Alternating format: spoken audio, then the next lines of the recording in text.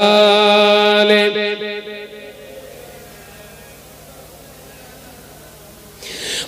নজনেরা, যুবকেরা, ছেলেরা, বাচ্চারা, পর্দানিশীনা মা বোনেরা, তাই নামাজ পড়ুন, রোজা করুন, হজ করুন, যাকাত দেন।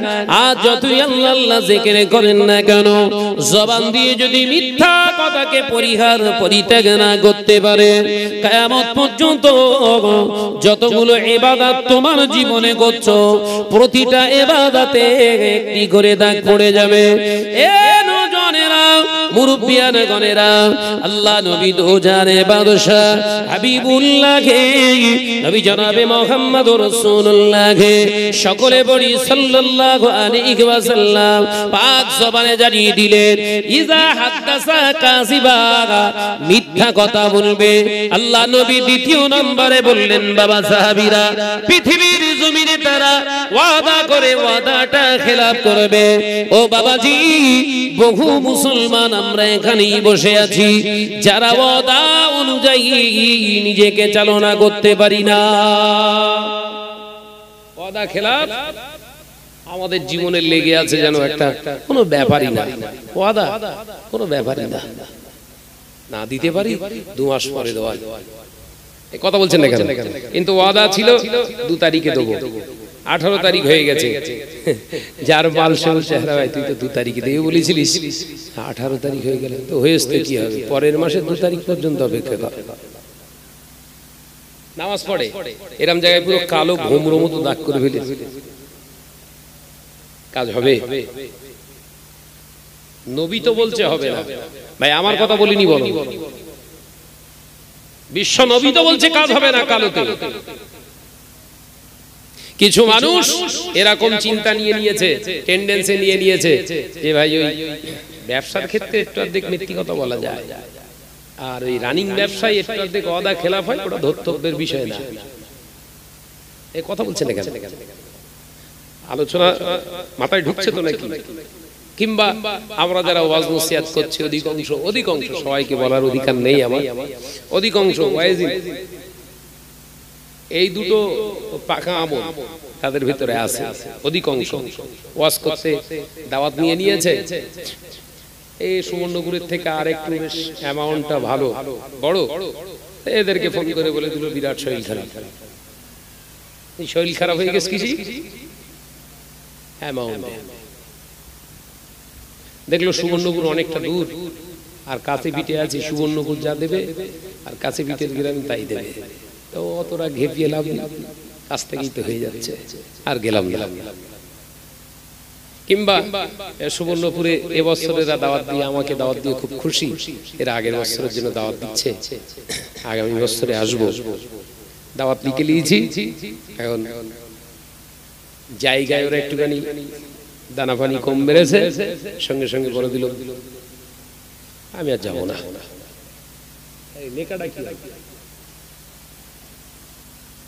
কথা বুঝাচ্ছেন না নাকি?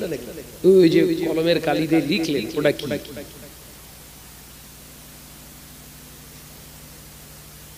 আমরা এইভাবে যদি ওয়াজ নসিহত করি, কিয়ামত পর্যন্ত যদি একটা মানুষকে এই নসিহত শোনানো যায়, জীবনে হেদায়েত হবে না। কারণ আমি নিজে হেদায়েতের রাস্তায় নেই। কথা বোঝাতে পারলাম না? তাহলে ইঞ্জিনে যদি তার কাটা হয়, গাড়ি চলবেন তো? কথা বলছেন না কেন? ইঞ্জিন যদি খারাপ হয়, গাড়ি গড়াবে না। ভাইরা, নজনেরা, যুবকেরা, ছেলেরা, বাচ্চারা, পর্দানিশীনা মা বোনেরা, আলোচনা বুঝুন। আল্লাহ নবী তো জানে বাদশা হাবিবুল্লাহকে, নবী জনাবে মুহাম্মদুর রাসূলুল্লাহ সাল্লাল্লাহু আলাইহি ওয়াসাল্লাম পাক জবানে জানিয়ে দিলেন, ও বাবা সাহাবীরা, আমি রাসূলুল্লাহ সাল্লাল্লাহু আলাইহি ওয়াসাল্লাম তোমাদের জানিয়ে দিলাম, শুনে রেখে দাও। ওয়া ইজা তুমিনা খানা, আমি নবী জানিয়ে দিলাম পৃথিবীর জমিনে তারা আমানতের খেয়ানত করবে। পৃথিবীর জমিনে ও আমার সাহাবীরা, ও আমার সাহাবারা মুনাফিক যারা হয় তিনটি আলামত।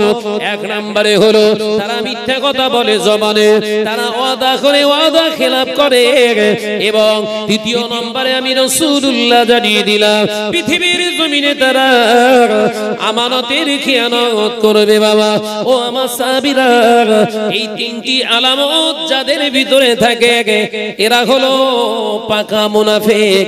কাফেরদের যে শাস্তি আল্লাহ দেবে, কাফেরদের থেকে আরো বেশি শাস্তি মুনাফিকদের দেবে।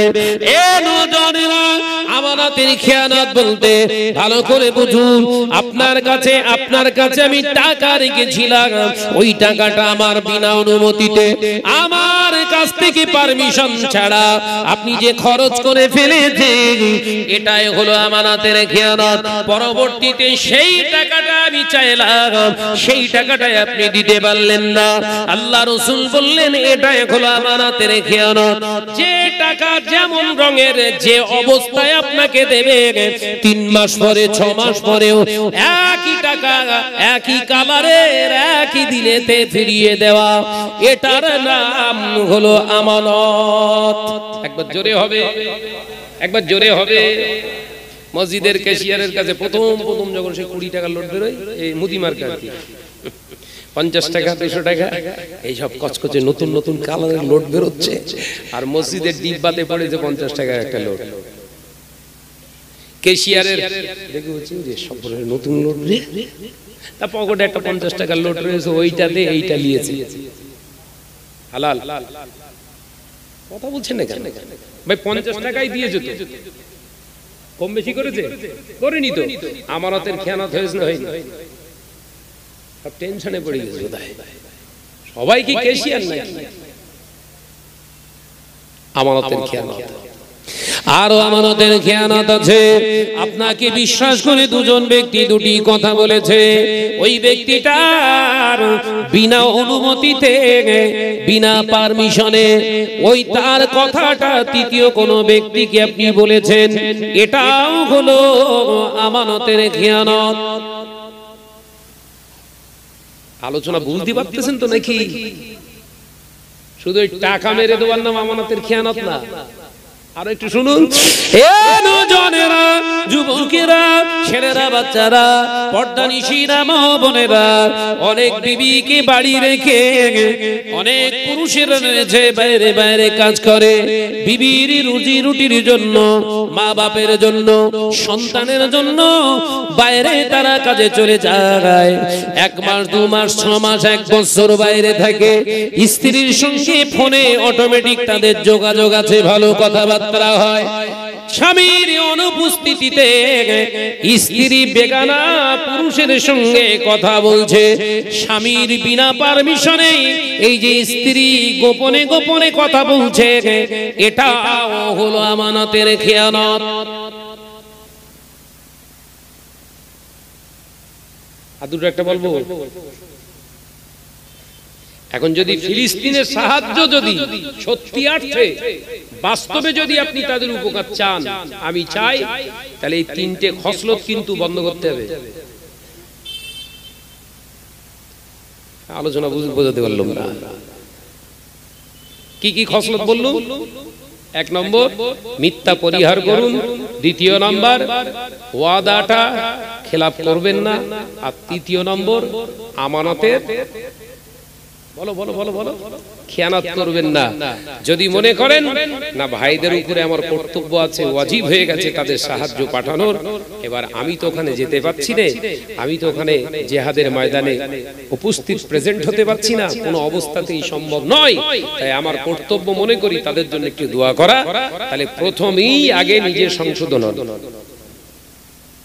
আজকেই হয়ে যাবে, আজকেই এখান থেকে প্রতিজ্ঞাবদ্ধ হন, জীবনে আমার লাইফে আল্লাহ যতটুকু হায়াত দিয়েছেন আর যে কটা দিন বাঁচবো তোমার দয়াতে এই জমিনে, এই 3টি কাজ আমার জীবনে ভুলক্ষরে কোনোদিন আমি আর করব না।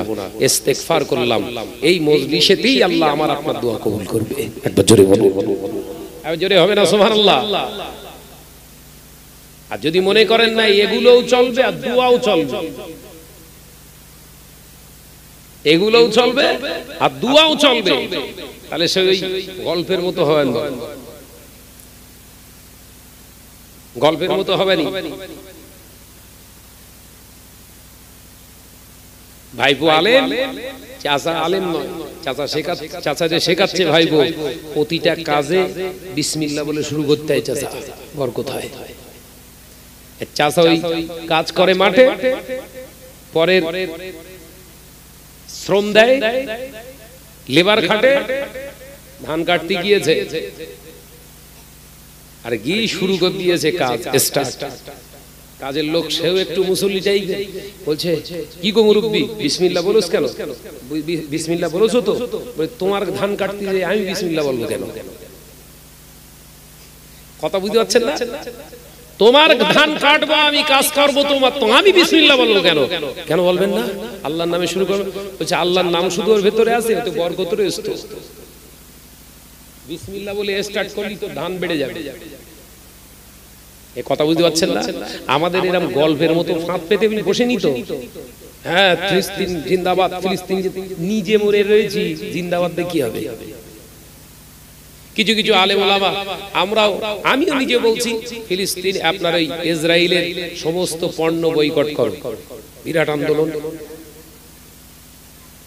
ফিলিস্তিনের প্রোডাক্ট, এই আপনার ইসরায়েলের প্রোডাক্ট কি কোকোকোলা, পেপসি, থামস আপ, আপনার ওই সমস্ত পানীয় যে সমস্ত বেরিয়েছে, ওর লিকুইড যেটা ওর আসল যে এটা লিকুইডটা, সেটা ইসরায়েলের কোম্পানি এখন আমাদের ইন্ডিয়ায় খুলে গেছে ইন্ডিয়ান নামে, কিন্তু ওর আসল যে মাজ্জা যেটা দিয়ে ওটা তৈরি হয়, যে ওর আসল লিকুইডটা, সেটা ইসরায়েলের। ওটা খাওয়া যাবে না, ওটা খেলি ফিলিস্তিনি ভাই বোনের রক্ত খাওয়া হবে। বিশাল ভাষণ আমি দিয়ে দিলাম, ভাষণ বিশাল দিয়ে দিলাম। অথচ আমি শাহনাজ ফেসবুক ইউজ করছি, সেই ফেসবুকটা কার? ওর বিরুদ্ধে আর কোনো কথা নেই। আলোচনা বুঝতে পারেন? ফেসবুকটাকে আবিষ্কার করেছে, তার বাড়ি কোথায়, তার নাম কি, এবং সে নাই ধরে নিলাম ফেসবুক ইউজ করছে, করুক। তার সাথে সাথে আমি ব্যক্তি একজন, আমি শাহনাজ একজনই তো, আমার আইডি খোলা আছে 10টা, আমার নামে আইডি, ফেক আইডি খুলে রেখেছি 10টা। এদিকে আন্দোলন করছি কি, ওই কোকোকোলা আর পেপসি খাওয়া মানে ফিলিস্তিনিদের ভাই বোনের মায়েদের রক্ত খাওয়ার সমতুল্য। এই প্রোডাক্ট বন্ধ করুন। আর আপনার ইসরায়েলের তৈরি ফেসবুকটা আমি ইউজ করব, তার ভিতর দিয়ে আরো 10টা আপনার ফেক আইডি চালাবো, ওটা হালাল। এই হুজুরের মুখের কোরআন হাদিস আপনাদের জন্য কোনদিন হেদায়েতের রাস্তা দেখাবে বলে মনে হয়? কথা বলছেন না কেন? এই বললি তো শাহনাজ খারাপ। আপনি ইসরায়েলকে খারাপ বলছেন, আমিও খারাপ বলছি, কিন্তু আমি যে খারাপ বলছি আমি নিজে ভালো। আমার জাতির জন্য কতটুকু আমি কাজ করেছি, আমার জাতির জন্য আমি কতটা উপকার করেছি, আমার জাতিকে শিক্ষা দিয়েছি, আমার জাতিকে উন্নত মানের আধুনিক মডেল শিক্ষা দিয়েছি, শিক্ষা আন্দোলন করেছি, কিন্তু জাতির মেরুদণ্ড ঈমান সেটা তো ভেঙে গুছিয়ে শেষ করে দিয়েছি। এই কথা ঠিক না? বুঝছো রে মুজাদ্দিদুজ্জামান আমিরুশ শরিয়াত আলা হযরত হুজুর পীর কেবলা রাহমাতুল্লাহ আলাইহি এই ভারতবর্ষে, এই ওয়েস্ট বেঙ্গলে, এপার বাংলা ওপার বাংলা, ত্রিপুরা, বঙ্গ, আসাম সহ বিভিন্ন জায়গায় হুজুর যখন চিন্তা করে দেখলেন আমি আবু বকর আলেম হয়েছি, আমি আবু বকর আলেম হয়েছি, কোরআন হাদিসের জ্ঞান আল্লাহ আমায় দিয়েছে, আমি কোরআন হাদিস শিখে আলেম হলাম, কিন্তু না না না, এই বাংলার নামধারী মুসলমানদের এদের চাল চলন, কৃষ্টি কালচার আল্লাহ বিরোধী, রাসূল বিরোধী। আমি আবু বকর একা আলেম হয়ে যদি, আমি আবু বকর যদি একা আলেম হয়ে যদি নিজে ইলমের উপরে নিজে আমল করতে থাকি, জাতির একটি হক নষ্ট করা হয়। আমি আবু বকর হক নষ্ট করার জন্য আলেম হইনি। আল্লাহ যখন আমার ইলমিয়াত দিয়েছে, রাসূলুল্লাহর হাদিসের উপরে যখন আমি জ্ঞান রাখি, তাহলে আমি আবু বকর আমার জানের থেকে রাসূলুল্লাহর জীবনটার আদর্শটার মূল্য, তার দানার দাম আমি আবু বকরের কাছে বেশি হয়ে যাবে। কারণ রাসূলুল্লাহ জানিয়ে দিলে লা ইউমিনু আহাদুকুম হাত্তা আকুনা আহাব্বা ইলাইহি মিন মালিহি ওয়া আহলিহি ওয়ান নাসি আজমাইন। আল্লাহ নবী পাক জবানে জানিয়ে দিলে তুমি ততক্ষণ পর্যন্ত মুমিন হতে পারবে না, তুমি ততক্ষণ পর্যন্ত মুমিন হতে পারবে না।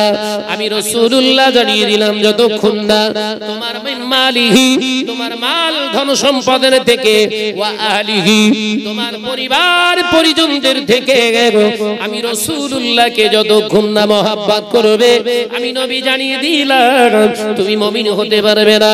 মুজাদ্দিদুল জামান হাদিস পাক পড়ে গোটা বাংলার জমিনিতে অলিতে গলিতে বিভিন্ন জায়গায় ডিস্ট্রিক্টে থানায় থানায় জেলায় জেলায় হুজুর এরকম দিনের দাওয়াত দিয়েছিলেন।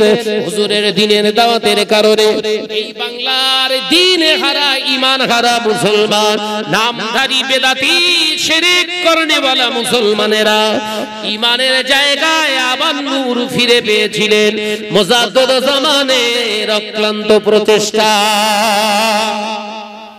একবার জোরে হবে না? মুজাদ্দিদ জামান পরিশ্রম করেছিলেন। তিনি কি করেছিলেন? বাংলায় মসজিদ কম ছিল, বাংলার জমিনে মাদ্রাসা ছিল না, বাংলার জমিনে মসজিদ কম ছিল, বাংলার জমিনে মাদ্রাসা কম আপনার কম ছিল, ছিলই না বললে চলে। হুজুর শুরু করে দিলেন মসজিদ স্থাপন করা। মসজিদ স্থাপন করে ওই মসজিদের সঙ্গে শিক্ষা প্রতিষ্ঠান মক্তব শুরু করেছিলেন। একবার জোরে হবে না? একবার জোরে হবে না? সে মক্তব শিক্ষায় শুধু কোরআনের শিক্ষা দেয়া হবে না। আমি আবু বকর যেমন আমার আল্লাহকে ভালোবাসি, আমার রাসূলকে মহব্বত করি, আল্লাহকে যেমন আমি ভয় পাই, আমি আবু বকর চাই ওই মক্তব থেকে এলাকার পথভ্রষ্ট মুসলমানগুলো আবার আল্লাহর পথে ফিরে আসুক। আবু বকর মুজাদ্দিদ জামান রাহমাতুল্লাহি আলাইহি হুজুরের প্রচেষ্টায় 19 শতাব্দীর শিক্ষা আন্দোলন তৈরি হলো। গোটা বাংলার জমিনে তিনি 800-র উপরে তিনি মাদ্রাসা নির্মাণ করলেন। হুজুর আমার 800-র মতো মাদ্রাসা শুধু নয়, তানার জীবনে তানার পবিত্র হাতে আল্লাহ 2500-এর মতো মসজিদ তিনি নির্মাণ করে দিলেন। জোরে বলুন সুবহানাল্লাহ। একবার জোরে হবে না? আসছে ও চলে এসেছে মাশাআল্লাহ। ভাইজান হুজুর কেবলা চলে এসেছেন। তাকবীর দেন, নারায়ে তাকবীর। জোরে বলো নারায়ে তাকবীর। একটু চিল্লা হবে না? নারায়ে তাকবীর। আওলাদে মুজাদ্দিদ জামান হুজুর কেবলা চলে এসেছেন। টেনশন নেই, তিনি এখনই স্টেজে আসবেন। শুধু আমি আপনাদের কাছে এতটুকুই আমি বলতে চাইছি কি, দাদা হুজুর পীর কেবলা যখন মসজিদ মাদ্রাসা ছিল না তখন প্রতিষ্ঠিত করেছেন।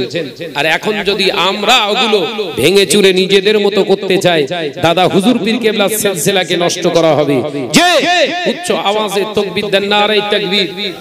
জোরে বলেন নারায়ে তাকবীর, চিল্লে বলেন নারায়ে তাকবীর। আওলাদে মুজাদ্দিদ জামান, আওলাদে মুজাদ্দিদ জামান জনাব পীর সাহেব হুজুর কিবলা, জনাব পীর সাহেব হুজুর কিবলা, নারায়ে তাকবীর। मोहब्बतेर संगे तकबीर देन, नाराए तकबीर, नाराए तकबीर, नाराए तकबीर। पीर साहब हुजूर किबला, पीर साहब हुजूर किबला, औलादे मुसद्दद ज़मान, औलादे मुसद्दद ज़मान। नाराए तकबीर, नाराए तकबीर। मोहब्बतेर संगे दरूद अल्लाहुम्मा सल्ली अला। ए नौजवान যুবকেরা, ছেলেরা, বাচ্চারা, ও পুকুরাটি সুবর্ণপুরের মুসলমানেরা, রাগ করবেন না। আমি আপনাদের ভাই মোহাম্মদ শাহনওয়াজ বলে যায়, আজ থেকে 40 বছর আগে ইতিহাসের পাতাটা খুলে দেখো, মুরব্বীদেরকে জিজ্ঞাসা করো, এলাকায় এলাকায় জলসা মাহফিল হতো। এলাকার নারীরা, মহিলারা ভয়ে ফাঁকা এবার হতো না, লজ্জায় কেউ ফাঁকা এবার হতো না। এলাকায় জলসা মাহফিল হলে যুবক ছেলেগুলো কেউ হয়ে হয়ে করে ঘুরতে দেখা যেত না।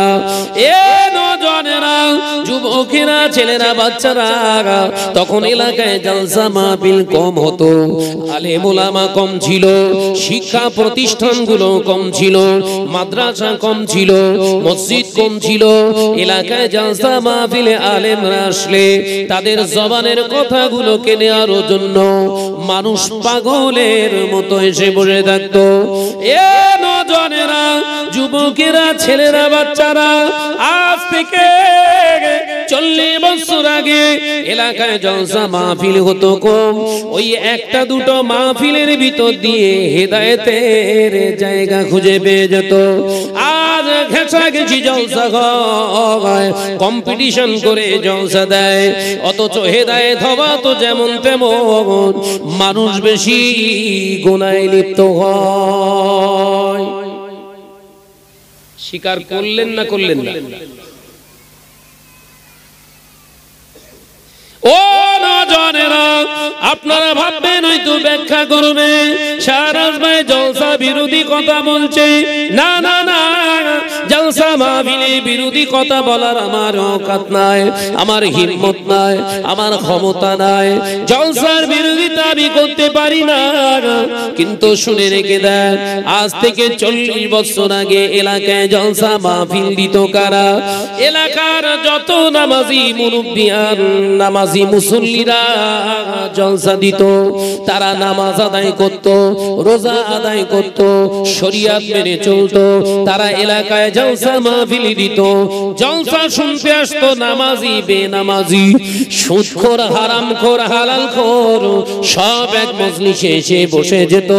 আলেম ওলামা হুজুরদের জবানের নসিহত শুনে কানতে কানতে এলাকা থেকে যখন চলে যেত, তাদের চেহারাগুলো দেখলে মনে হয়ে যেত সত্যি জলসাটা এদের জীবনে বাস্তবায়িত হবে।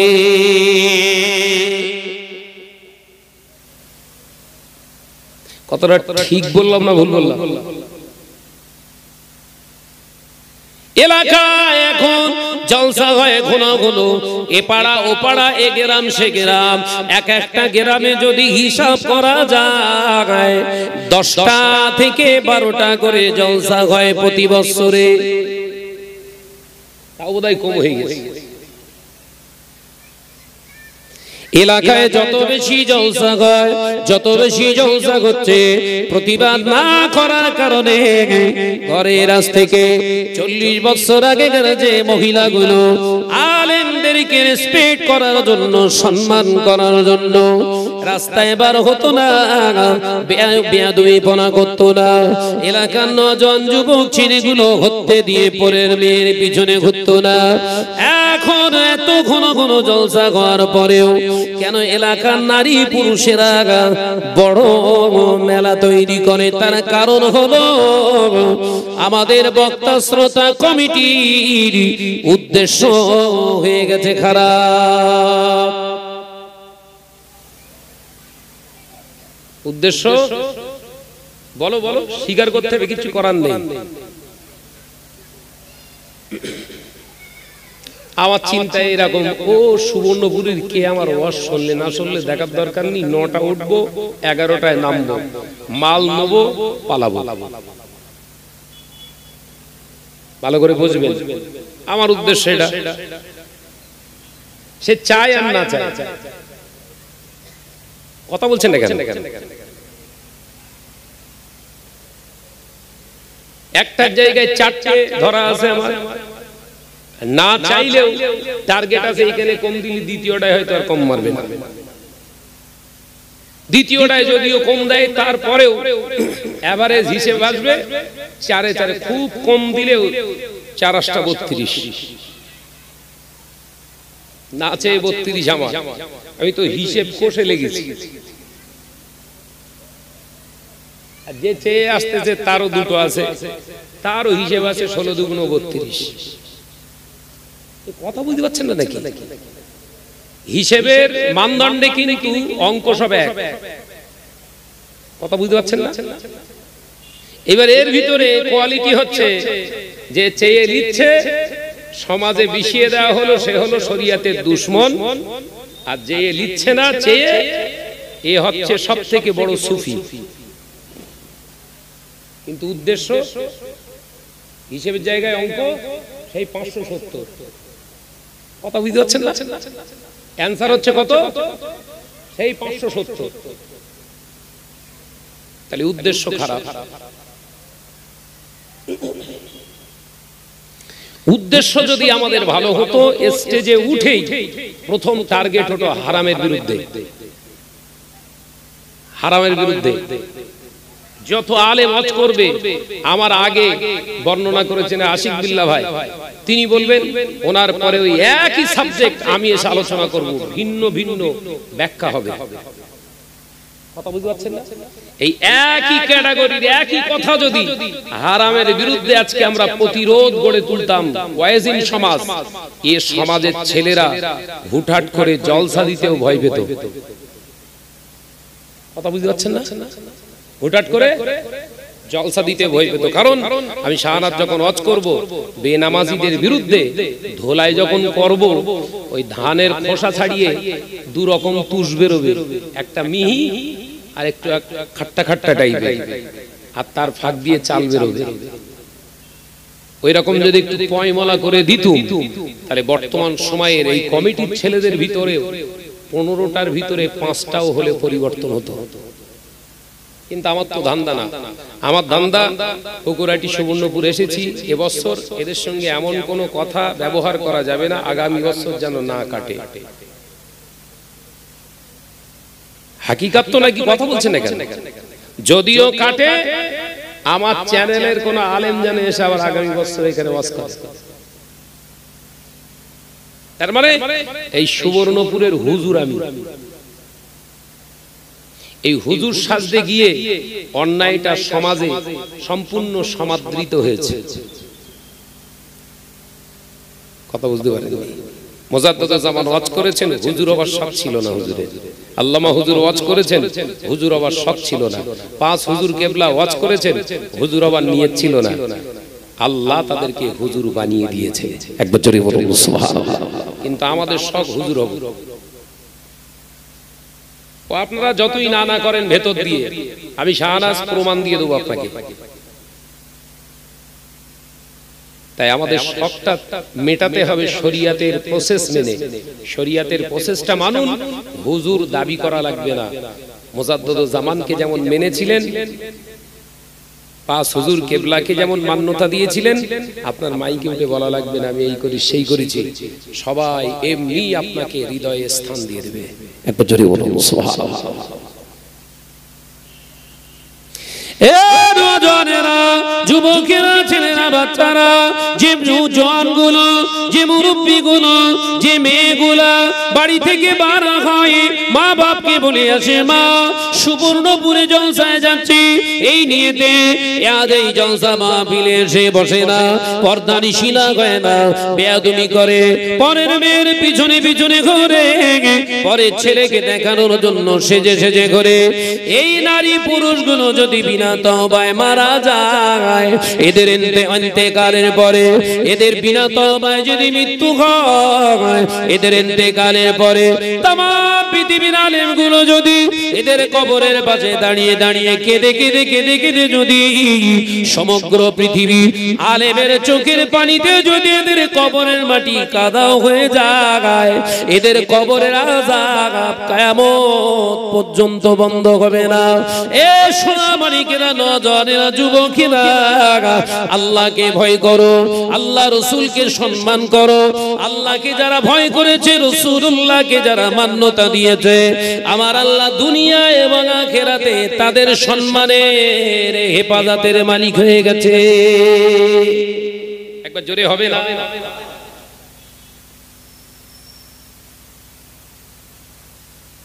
আমি বলি বলে সবাই আমাকে বলে, জলসারে সব কমেন্ট করে, কমেন্ট মন্তব্য, শাহনাজ ভাই প্রচুর উল্টোপাল্টা বলে।